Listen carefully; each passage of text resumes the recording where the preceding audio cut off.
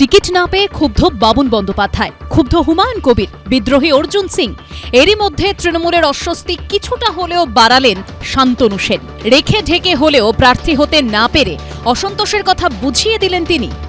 যেহেতু পার্লামেন্টারি পলিটিক্সটা খুব মন দিয়ে করেছি, তাই হয়তো ভেবেছিলাম লোকসভাতে জায়গা হতে পারে, সেটা হয়নি। আমার নিশ্চয়ই মনে কিছুটা খারাপ লেগেছে, কষ্ট হয়েছে।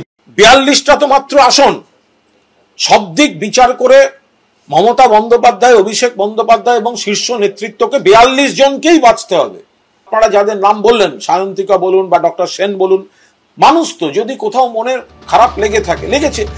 রবিবারই ব্রিগেডের মঞ্চে অভিনব কায়দায় লোকসভা ভোটের প্রার্থী তালিকা ঘোষণা করেছে তৃণমূল। তার মধ্যে গুজরাতের ইউসুফ পাঠান, মুম্বাইয়ের শত্রুঘ্ন সিনহা, দিল্লির কীর্তি আজাদও রয়েছেন। আর টিকিট না পেয়ে ক্ষুব্ধ তৃণমূলের একাধিক বাংলার নেতা নেত্রী, অভিমানী সায়ন্তিকা বন্দ্যোপাধ্যায়, অসন্তুষ্ট বর্ধমান পূর্বের বিদায়ী সাংসদ সুনীল মণ্ডল।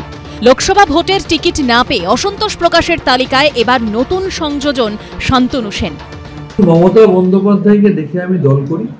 তিনি আমাকে রাজ্যসভায় 2018 সালে পাঠিয়েছিলেন এবং আমি পরিসংখ্যান অনুযায়ী বলতে পারি যে আমি রাজ্যসভায় প্রাণপাত করে দলের জন্য কাজ করেছি, দলের হয়ে কথা বলেছি, বিজেপির বিরুদ্ধে উগ্রভাবে আন্দোলন করেছি, দল যা বলেছে সেই নির্দেশ পালন করেছি। সুতরাং ভালোভাবে কাজ করার পর হয়তো ভেবেছিলাম যে রাজ্যসভায় আবার পুনর্মনোনয়ন হবে, কিন্তু কোনো কারণে দল সেটা করতে পারেনি। এখন ওনার বিরুদ্ধে এমনি লোকজনের অনেক ক্ষোভ, সেই জন্য হয়তো পার্টি ওনাকে টিকিট দেয়নি। কিন্তু ক্ষোভ নিয়ে কি হবে, কাজের কাজটা করতে হবে। এই সরকারকে আগে উল্টাতে হবে, তাহলে আপনার ক্ষোভের স্টোভে আগুন দেবে। এর জন্য মুখ্যমন্ত্রী বোধহয় কথা দিয়েছেন যে ভাই লোকসভা টোকসভা চান্স নেই, তুই আবার কাউন্সিলর পদে দাঁড়াবি, তাতেই হয়তো শান্তনু সেন সন্তুষ্ট হয়ে যাবে। তৃণমূলের অন্দরে অসন্তোষের মেঘ কি ক্রমশ চওড়া হচ্ছে?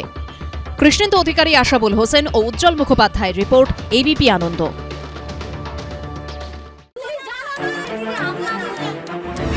বাংলা চেঁচামেচি চায় না, বাংলা খবর চায়।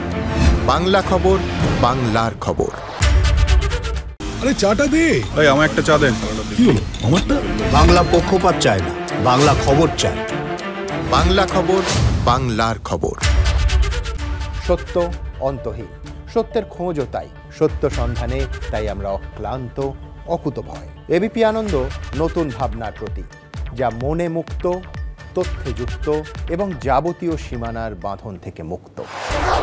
সীমা না শব্দটির মধ্যে লুকিয়ে আছে মানা শব্দটি, যেন চোখ রাঙানি এক অদৃশ্য ব্যানাজার, যা আটকে রাখে আমাদের এক ছোট্ট গণ্ডির মধ্যে। একমাত্র সঠিক খবরই গড়ে তুলবে এক মুক্ত সমাজ। সেই জগৎ গড়ার লক্ষ্যে কোনো সীমানার ঠুকুটি আমরা মানব না।